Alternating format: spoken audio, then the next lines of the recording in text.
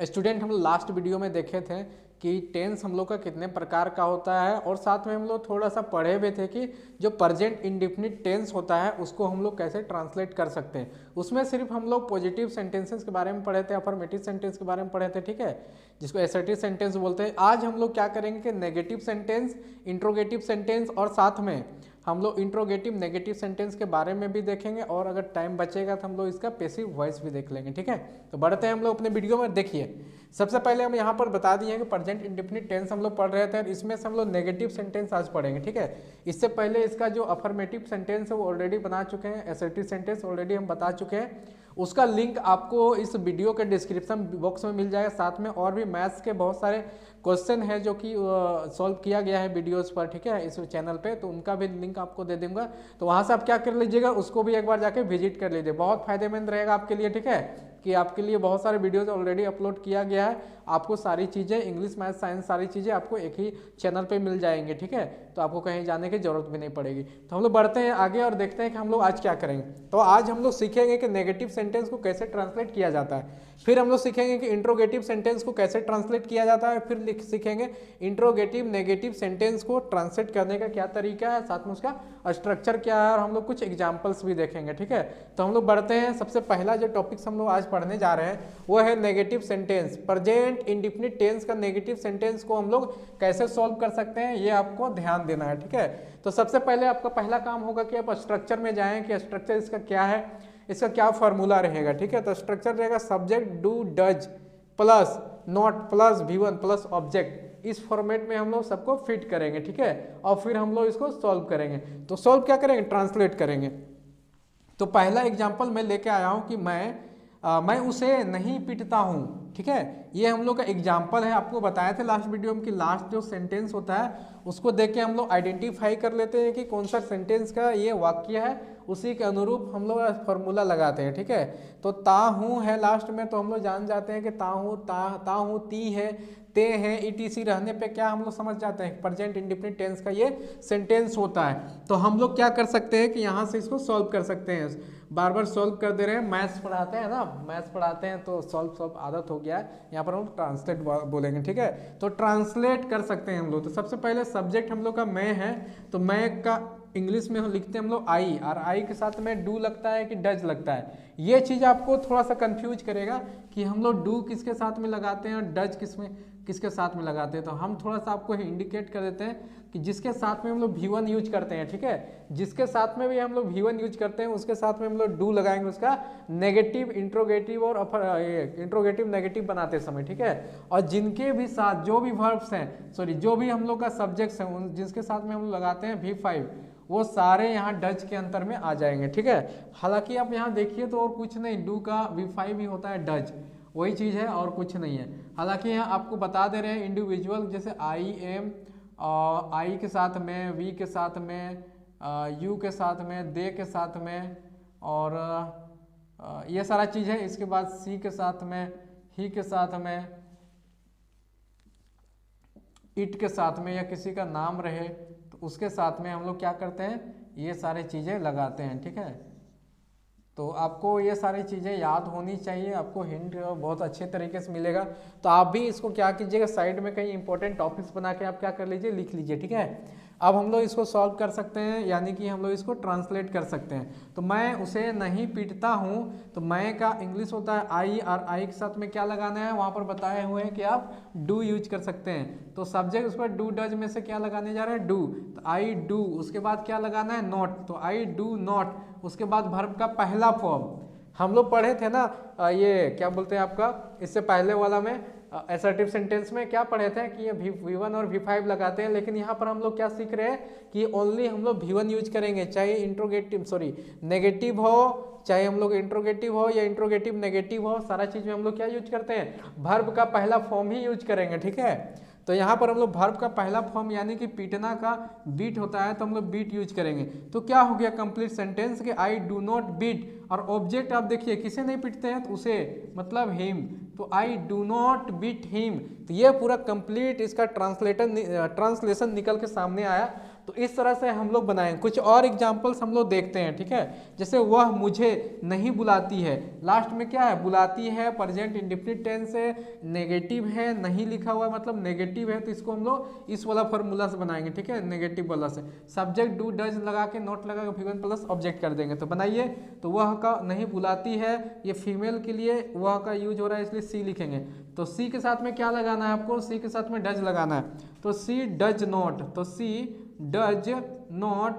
उसके बाद आप बताइए काम क्या है बुलाना का, बुलाना होता है कॉल, तो सी डज नॉट कॉल, और मुझे, सी डज नॉट कॉल ऑब्जेक्ट है मुझे, तो लिखेंगे मी। तो क्या हो जाएगा पूरा कंप्लीट सेंटेंस कि सी डज नॉट कॉल मी, वो मुझे नहीं बुलाती है, सी डज नॉट कॉल मी। ये हम लोग का हो जाएगा क्या, ये हम लोग का हो जाएगा इस सेंटेंस का ट्रांसलेशन। तो बहुत आसान है, आप बस पढ़ते जाइए, कुछ समय बिताइए मेरे साथ, इंग्लिश आपको सिखा देंगे, ठीक है, बहुत हार्ड नहीं होगा। ये वाला बना के देखते हैं, रमेश बच्चों को अंग्रेजी नहीं सिखाता है, तो क्या लिखेंगे कि रमेश, सब्जेक्ट में रमेश, रमेश नाम है, नाम के साथ में डज लगाएंगे और नेगेटिव है इसलिए नॉट, तो डज नॉट। उसके बाद सिखाना का क्या होता है, टीच होता है, ठीक है, सिखाना का, तो रमेश डज नॉट टीच बच्चों को अंग्रेजी नहीं, रमेश बच्चों को अंग्रेजी नहीं सिखाता है, तो Ramesh does not teach English, क्या नहीं सिखाता है ऑब्जेक्ट में, इंग्लिश। अच्छा यहाँ दो दो ऑब्जेक्ट्स है ना,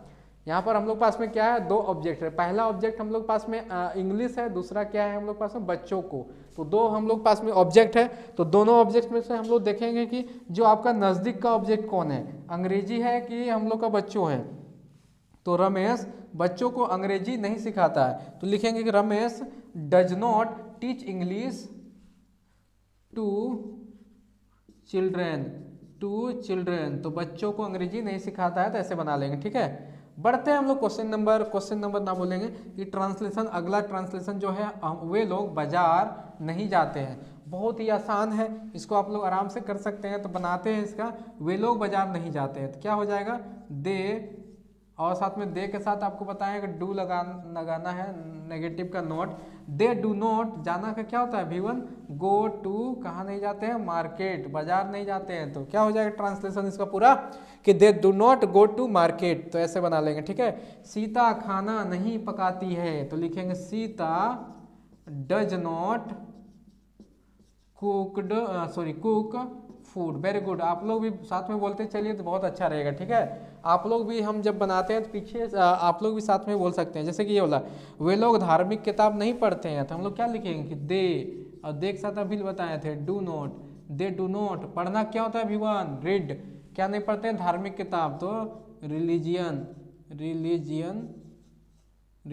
बुक्स, धार्मिक किताबें, तो वे लोग रिलीजियस बुक्स नहीं पढ़ते हैं, तो दे do not read religious books, ठीक है। और सीता खाना नहीं पकाती है, Sita does not cook food, cooked बोल दिया, है ना, कुक फूड, तो ये चीज़ होगा। तो इस तरह से बनाना है, बहुत ही आसान होता है, ठीक है। अब हम लोग बढ़ते हैं और देखते हैं कि हम लोग इंट्रोगेटिव सेंटेंस को कैसे बनाएंगे। तो हम यहाँ पर क्या करने वाले हैं कि बहुत ज़्यादा इसमें मॉडिफिकेशन नहीं करने वाले हैं, ठीक है, इसी को बस हम सुधारना चाह रहे हैं। तो हम लोग अब आ चुके हैं इंट्रोगेटिव सेंटेंस में। तो इंट्रोगेटिव जो सेंटेंस होता है, ठीक है, इंट्रोगेटिव सेंटेंस, उसको हम लोग कैसे बनाते हैं, अब देखिए। तो यहाँ जो है, मैं उसे नहीं पीटता हूँ, तो इसे हम लोग क्या, इसमें सिर्फ आगे आपको क्या लगा देना है, ठीक है, क्या मैं उसे नहीं पीटता हूँ, तो नहीं को भी अभी हटा दीजिए, तो क्या हो जाएगा इसमें कि क्या मैं उसे पीटता हूँ। इसी तरह यहाँ से नहीं लगा दीजिए, तो आपका सारा चीज़ बनते चला जाएगा, ठीक है। और आगे में आपको क्या लगाना है, क्या, और साथ में यहाँ आपको लगाना है क्वेश्चन मार्क, साथ में आपको यहाँ लगाना है क्वेश्चन मार्क। इसी को हम लोग बनाते हैं इंट्रोगेटिव सेंटेंस में। तो लगा देते हैं क्या रमेश बच्चों को नहीं सिखाता है, तो यहाँ इंट्रोगेटिव बना देते हैं, इसको हम बना देते हैं interrogative negative sentence, interrogative negative sentence बना देते हैं, ठीक है। तो जल्दी से हम लोग का कंप्लीट हो जाएगा। तो सबसे पहले इसको हम लोग ट्रांसलेट करेंगे, ठीक है। तो इसमें बहुत कुछ सुधार करने की ज़रूरत नहीं होती, फिर भी हम मिटा दे रहे हैं ताकि फ्रेश रहेगा, तो ज़्यादा अच्छे से आपको समझ में आएगा, ठीक है। तो 3 हम लोग इंट्रोगेटिव का बनाएंगे, 3 हम लोग क्या करेंगे, इंट्रोगेटिव नेगेटिव का बनाएंगे। तो और सीखने की कोशिश करेंगे कि किस तरह से हम लोग इसको सॉल्व करते हैं, ठीक है। तो देखिए हम लोग क्या करेंगे इसमें। तो सबसे पहले हम लोग इसको मिटा लेते हैं अच्छे से, उसके बाद हम लोग इसको करेंगे, ठीक है। तो यहाँ लगाइए क्या, क्या वे लोग बाजार नहीं जाते हैं? क्वेश्चन मार्क, क्वेश्चन पूछ रहे हैं ना, क्या सीता खाना नहीं पकाती है? क्वेश्चन पूछ रहे हैं तो क्वेश्चन मार्क। क्या वे लोग, है ना, क्या वे लोग धार्मिक किताब नहीं पढ़ते हैं? Question mark. अब हम लोग पास में आ चुका है, इधर हम लोग पास में नेगेटिव सेंटेंस, सॉरी, इधर हम लोग पास में इंट्रोगेटिव सेंटेंस है, इधर हम लोग पास में इंट्रोगेटिव नेगेटिव सेंटेंस है। अब इसको हम लोग आराम से क्या कर सकते हैं, ट्रांसलेट कर सकते हैं। तो आते हैं इसमें इंट्रोगेटिव नेगेटिव सेंटेंस में। आप देखिए, डू, डज, सब्जेक्ट, वर्ब का पहला form plus object plus interrogative sign. तो ये हम लोग का है, ठीक है, ये हम लोग का प्रॉपर फॉर्मेट है। हम लोग करते हैं क्या है इसमें कि जो भी हम लोग का हेल्पिंग वर्ब होता है, इसको हेल्पिंग वर्ब बोला जाता है। इसको हम लोग सिंपली आगे शिफ्ट कर देते हैं, सब्जेक्ट से पहले लगा देते हैं। ये सब्जेक्ट रहा, सब्जेक्ट से पहले लगा देंगे तो इंट्रोगेटिव या इंट्रोगेटिव नेगेटिव बन जाता है, ठीक है। नेगेटिव में ये होता है कि सिर्फ हम नॉट यूज करते हैं, इंट्रोगेटिव में नॉट यूज नहीं करते हैं, नेगेटिव में नॉट यूज करते हैं। क्या हो जाएगा इसका फॉर्मूला, या हम लोग बोल सकते हैं स्ट्रक्चर इंट्रोगेटिव सेंटेंस का। प्रेजेंट इंडेफिनिट टेंस पढ़ रहे हैं, ठीक है, do, does, subject, V1 object और इंट्रोगेटिव साइन। फिर इंट्रोगेटिव नेगेटिव का क्या हो जाएगा, do, does, subject, not, V1 object और इंट्रोगेटिव साइन। ये बनाते बनाते ना आपका हैबिट हो जाएगा, ठीक है। उसके बाद आपको ये सारी चीज़ याद करने की जरूरत भी नहीं पड़ता। एक समय होता है हम लोग सारी चीज़ लगाते हैं कि सब्जेक्ट पहले लगाना है, ठीक है, तो सब्जेक्ट लगाएंगे, फिर हम लोग लगाते हैं हेल्पिंग वर्ब, तो फिर हम लोग सोचते हैं हेल्पिंग वर्ब लगाया जाए। फिर हम लोग क्या सोचते हैं कि क्यों ना हम लोग लगा लें इसमें, ये क्या बोलते हैं, हेल्पिंग वर्ब हो गया, उसके बाद मैन वर्ब लगा लें, उसके बाद ऑब्जेक्ट लगा लें, उसके बाद और भी कॉम्प्लीमेंट्री जो भी थिंग्स होते हैं और सारा चीज़ लगाते हैं। ये सोच सोच के करना पड़ता है एक टाइम पीरियड तक, ठीक है। जब इस चीज़ का आप यूज टू हो जाते हैं, इस पर आप एक तरह से कमांड कर लेते हैं, तो क्या होता है कि उसके बाद आपको किसी भी तरीके का मतलब वो चीज़ याद रखने की जरूरत नहीं पड़ती, ऑटोमेटिक आपके जबान पे वो चीज़ आने लग जाती है, ठीक है। तो ये चीज़ आपको प्रैक्टिस करने से ही आएगा, बट अभी हम लोग स्टार्टिंग पीरियड में है तो उतना ज़्यादा हम आपको नहीं बोलेंगे, ठीक है। तो बनाते हैं, तो जैसे कि आपको सब्जेक्ट यहाँ देखना है, सब्जेक्ट मैं है, तो मैं के साथ में हम लोग क्या यूज करते थे, डू, तो डू से स्टार्ट करेंगे, डू आई, डू आई। उसके बाद हम लोग क्या लगाते हैं, डू आई के बाद वर्ब, वर्ब है पीटना, तो लिखेंगे beat, do I beat, object में है उसे, do I beat him, do I beat him, क्या मैं उसे पीटता हूँ? क्या वह मुझे बुलाती है? तो वह है तो सी हो जाएगा, तो सी के साथ लगाते हैं डज, तो हो जाएगा आगे में does, does she called me, does she call me, क्या वो मुझे बुलाती है? Does she call me. क्या रमेश बच्चों को अंग्रेजी सिखाते हैं? तो does, does Ramesh, does Ramesh teach, does Ramesh teach English to children. तो ये हम लोग का हो गया एक, क्या हो गया, ये हम लोग का हो गया है हम लोग का इंट्रोगेटिव के इंट्रोगेटिव सेंटेंस हो गया। इसके बाद हम लोग क्या करने चाह रहे थे, इंट्रोगेटिव नेगेटिव। इसमें आपको सिर्फ नोट यूज करना है, आराम से बना लेंगे, ठीक है। क्या वे लोग बाजार नहीं जाते हैं, याद रखिएगा, नहीं लगा हुआ है, तो लिखेंगे do they not go to market, interrogative sign. क्या सीता खाना नहीं पकाती है? सीता है तो डज, तो लिखेंगे does Sita not cook food, और साथ में इंट्रोगेटिव साइन। क्या इसके बाद क्या वे लोग धार्मिक किताब नहीं पढ़ते हैं? तो डज या डू, वे लोग हैं तो do they not read a religion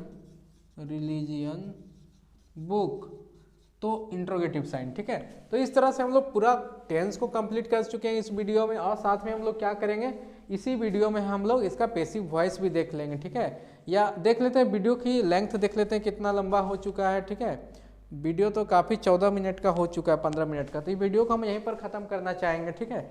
और नेक्स्ट वीडियो जो आएगा उसमें हम आपको क्या बताएंगे कि कैसे हम लोग इस टेंस का पैसिव वॉइस बनाएंगे, और अच्छे से आप लोग पढ़िएगा, ठीक है। जितना बेहतर ढंग से आप लोग पढ़ेंगे उतना ही अच्छा रहेगा आप लोग के लिए। और हम इस वीडियो के लास्ट में हम क्या करने जा रहे हैं कि एक आपको मिलेगा, ये क्या बोलते हैं, ट्रांसलेशन करने के लिए आपको क्वेश्चंस मिलेंगे, उसको आपको ज़रूर कर लेना है, ठीक है। और जब वो उस चीज़ को कंप्लीट कर लेते हैं तो आपको मेरे टेलीग्राम लिंक का लिंक मिल जाएगा, ठीक है, या फिर अब मेरे नाम से, ठीक है, चैनल के नाम से RS ऑनलाइन कोचिंग सेंटर नया चाह के नाम से आप खोज लीजिएगा टेलीग्राम पे, वहाँ एक चैनल मिल जाएगा, उसको आप ज्वाइन कर लीजिएगा। साथ में अगर नहीं मिलता है तो मेरे व्हाट्सएप नंबर पे हमको ये मैसेज कीजिए, ठीक है, वहाँ से आपको हम लिंक दे देंगे, वहाँ से आप क्या कर सकते हैं, चैनल ज्वाइन कर लीजिएगा। तो वहाँ आप जो सॉल्व कीजिएगा अपने कॉपी में, उसका फोटो खींच के भेजिएगा, तो मैं इधर से कॉपी आप लोग का चेक भी कर सकता हूँ, ठीक है, कि आप लोग कैसे बना रहे हैं नहीं बना रहे हैं।